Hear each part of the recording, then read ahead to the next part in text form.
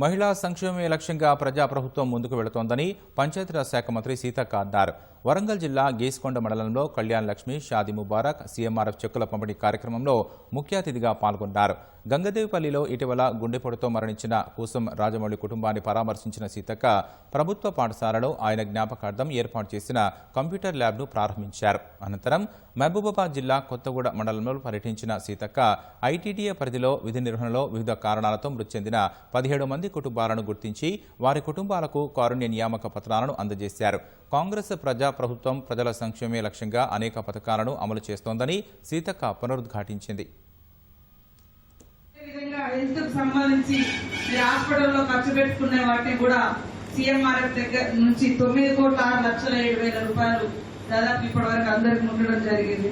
మా మహిళలు కూడా ఉన్నారు. అందరూ దయచేసి గ్రూపులలో చేరండి. గ్రూపులలో చేరడం మూలంగా చాలా లబ్ధి జరుగుతుంది. ఇవాళ ఇన్సూరెన్స్ కానీ, లోన్ మాఫీ కానీ, మహిళలు తీసుకున్న లోన్ మాఫీ కానీ, తర్వాత ఇల్లు వస్తే ఇల్లు కట్టుకోవాలంటే ముందస్తుగా 1,00,000 రూపాయల దాకా అప్పిప్పియడం కానీ, మొబైల్ టిఫిన్ సెంటర్ కూడా ఇప్పుడు మేము మహిళా సంఘాలను ప్రోత్సహిస్తాము.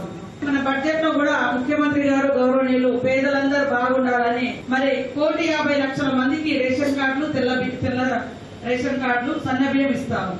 వాళ్ళందరికీ కూడా 5 లక్షల ఇన్సూరెన్స్ పెట్టినాం. జీవిత బీమా 5 లక్షలు.